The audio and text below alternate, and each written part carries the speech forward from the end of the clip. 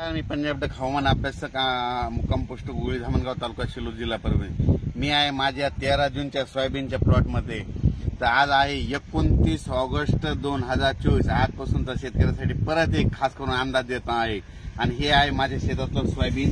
हे सोयाबीन एकरी 40 किलो पेरल्याच्या नंतर सोयाबीनला असा माल आहे। तर या ठिकाणी मी सर्व शेतकऱ्याला अंदाज देतो। सर्व शेतकऱ्याला माझी विनंती आहे, पश्चिम आपला उत्तर महाराष्ट्र, पश्चिम महाराष्ट्र, मध्य महाराष्ट्र, मराठवाडा, पश्चिम विदर्भ, पूर्व विदर्भ सगळ्या विभागातल्या सर्व शेतकऱ्यांना विनंती आहे, तुम्ही काय करा, आणखी म्हणजे उद्या 30 ऑगस्ट आणि 31 ऑगस्ट पर्यंत तुम्ही तुमच्या शेताची कामे करून घ्या। वाटल्यास ऊस असेल तर खत टाकून घ्या। त्याच्यानंतर एखादं उडीद काढायचं राहिलं असेल तर ते काढून झाकून ठेवा। ज्यांचा मूग काढायचा असेल तर ह्या 2 दिवसात काढून झाकून ठेवा। कारण की राज्यामध्ये जवळपास या 21 जिल्ह्यामध्ये म्हणजे 2 सप्टेंबर ते 5 सप्टेंबर मुसळधार पाऊस पडणार आहे म्हणून हा अंदाज लक्षात येता। उर्वरित राज्यात तुम्हाला एक सांगू इच्छितो, तसं तर उद्या 30 आणि 31 तारखेला पूर्व विदर्भ आणि पश्चिम विदर्भात पाऊस सुरुवात होईल म्हणून हे देखील सर्व शेतकऱ्यांना लक्षात येतं। पण राज्यात सांगायचं झालं तर आता म्हणजे 2 सप्टेंबर ते 5 सप्टेंबर दरम्यान पुन्हा आणखी जोरदार पाऊस पडणार आहे। सगळ्यात जास्त मराठवाड्यामध्ये पडणार आहे, विदर्भात पडणार आहे, पूर्व विदर्भात पडणार आहे, नाशिककडे पडणार आहे, उत्तर महाराष्ट्रात पडणार आहे म्हणून हा अंदाज लक्षात द्यायचा। सविस्तर लगेच आता आपण डिटेल दिलंच जाईल। राज्यामध्ये आज आहे 29 ऑगस्ट 2024। आज आणि उद्या 30 पर्यंत हवामान कोरडे राहणार आहे म्हणून सर्व शेतकऱ्यांनी मूग असेल, उडीद असेल, विदर्भ मराठवाड्यातल्या शेतकऱ्यांनी काढून घ्यावे। राज्यात सर्व शेतकऱ्याला सांगू इच्छितो 2 ते 6 सप्टेंबर दरम्यान मुसळधार पाऊस पडणार आहे म्हणून हा अंदाज लक्षात घ्यायचा। आणि परत एक सांगतो की राज्यामध्ये उद्या 30-31 दरम्यान देखील राज्यात पाऊस असणार आहे, फक्त पूर्व विदर्भाकडे सुरू होणार आहे म्हणून हा अंदाज लक्षात घ्यायचा। पण राज्यात सांगायचं झालं तर आपण तुम्हाला एक माहिती असं म्हणून सांगतो की उत्तर महाराष्ट्रामध्ये खूप पाऊस पडला आणि शेतकऱ्याचं खूप अतोनात नुकसान झालं, काहींचा फायदा झाला। पण त्या उत्तर महाराष्ट्रातल्या सर्व शेतकऱ्याला सांगतो की तुम्ही आज 29, 30 आणि 31 दरम्यान तुमच्या काही भागामध्ये सूर्यदर्शन दुपारनंतर 3:30च्या नंतर पाऊस देखील येईल म्हणून हा अंदाज लक्षात घ्यायचा। पण उत्तर महाराष्ट्रातल्या सर्व शेतकऱ्याला सांगू इच्छितो की तुम्ही 2 तारखेच्या आत तुमच्याकडे ऊस असेल किंवा कांदा असेल, कांद्याचे रोप असेल तर तुम्ही या 30, 31 आणि 1 तारखेपर्यंत तुमच्या भागात हवामान कोरडं राहणार आहे। उत्तर महाराष्ट्रामध्ये म्हणजे नंदुरबार, धुळे, जळगाव, नाशिक या भागामध्ये कोरडं राहणार आहे म्हणून तुम्ही तुमचे ऊसाला खत वगैरे टाकायचं तर टाकून घ्या। पण तुमच्या उत्तर महाराष्ट्रामध्ये 2 तारखेपासून ते 5 तारखेपर्यंत जसा आता मागे पाऊस पडला तसा जोराचा पाऊस पडणार आहे। पुन्हा गोदावरीला पाणी येणार आहे, पुन्हा ते गोदावरीला पाणी आल्याच्या नंतर पुन्हा ते जायकवाडीकडे पाणी जाणार आहे, पुन्हा जायकवाडीची पाण्याची पातळी वाढणार आहे म्हणून हे अंदाज लक्षात घेता। आज सांगायचं झालं तर जायकवाडी धरण जवळपास 70% भरलं। आपण मागच्या अंदाजात सांगितलं होतं की राज्यामध्ये 1 सप्टेंबर पर्यंत 50च्या पुढे जाईल आणि त्याच्यानंतर दुसरा अंदाज दिला की 80 पर्यंत जाईल। आणि सर्वांना आणखीन एक आनंदाची बातमी सांगतो की हे 80 तर आता ह्या 2-3 दिवसातच 80 पर्यंत 78-80 पर्यंत जाईल। पण सर्वाला एक परत मराठवाड्याची ताण भागवणार आहे, जायकवाडी धरण 100% ह्या सप्टेंबरमध्ये भरणार आहे म्हणून ही परत आनंदाची बातमी। आणि त्या जायकवाडीचं देखील पाणी भरल्याच्या नंतर पाणी सोडावं लागणार आणि त्याचं पाणी जे त्याच्या खाली जे बंधारे येतं जवळपास 10-12 बंधारे आहेत ते देखील भरणार आहेत म्हणून हे देखील बंधाऱ्यावाल्यासाठी आनंदाची बातमी। परत सर्व शेतकऱ्याला सांगू इच्छितो अंदाज आता सविस्तर विभागावर बघू।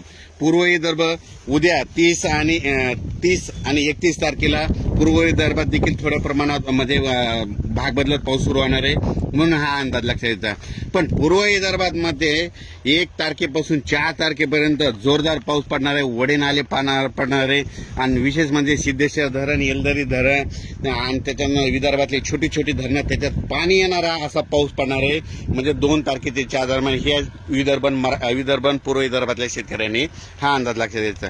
त्याच्यानंतर पश्चिम विदर्भात म्हणजे उद्या 30 आणि 31 तारखेला तुमच्या पश्चिम विदर्भात तुरळक ठिकाणी पाऊस येणार आहे।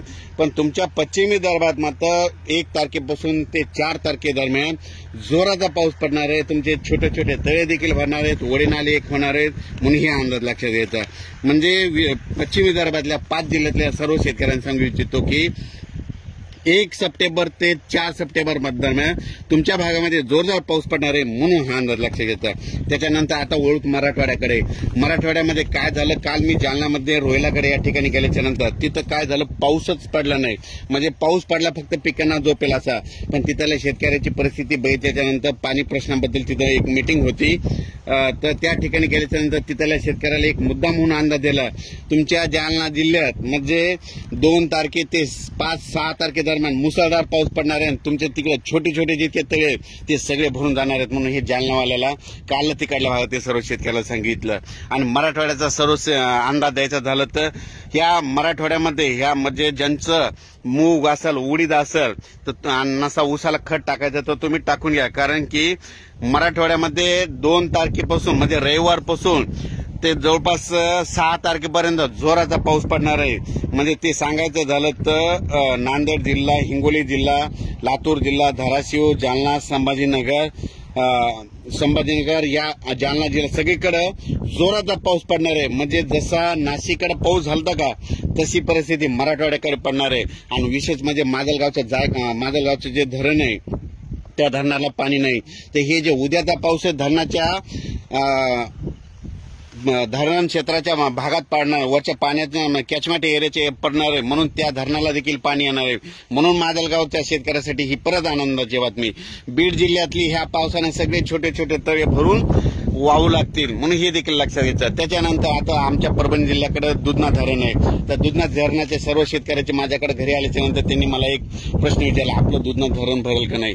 तर त्या सर्व शेतकऱ्याला सांगतो की आता उद्याचा पाऊस आहे म्हणजे कसोरा नदी झाली, लेंडी नदी झाली, म्हणजे ह्या 2 ते 5 दरम्यान इतका जोरात पाऊस पडणार आहे, लेंडीला देखील पूर येणार आहे, कसोराला देखील येणार आहे, दुधनाला देखील येणार आहे। जालन्याकडे पाऊस पडणार आहे म्हणून दुधनाला पाणी येणार आहे। आणि दुधनाच्या खाली जे छोटे छोटे बॅरेज आहेत ते देखील बंधारे भरणार आहेत म्हणून हे देखील सर्व मराठवाड्यातले सर्व शेतकऱ्यांनी लक्षात द्यायचं। म्हणजे मराठवाड्यामध्ये जितके जिल्हे त्या जिल्ह्यात लातूर झालं, धाराशिव झालं, बीड झालं, उस्मानाबाद, त्याच्यानंतर परभणी, हिंगोली, नांदेड या सगळीकडे जोराचा पाऊस 2 ते 5 मध्ये पडणार हे देखील अंदाज लक्षात द्यायचा।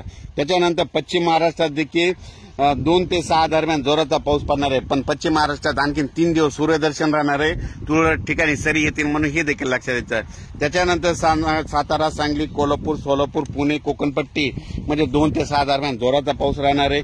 म्हणजे हे पूर परिस्थितीचा पाऊस एवढा नाही राहणार म्हणून त्या शेतकऱ्यांनी हे देखील लक्षात घ्यायचं। पण राज्यात सांगायचं झालं तर आता म्हणजे राज्यात आता 2 ते 6 म्हणजे रविवारपासून मुसळधार पाऊस कोणत्या जिल्ह्यात पडणार आहे म्हणून हे सगळ्यांनी लक्षात घ्यावं आणि आपण आपली काळजी घ्यावी। पुलाच्या फरशीवर पाणी आल्यास पुढे जाऊ नका, आबोरी इजा करू नका हे देखील सांगतो।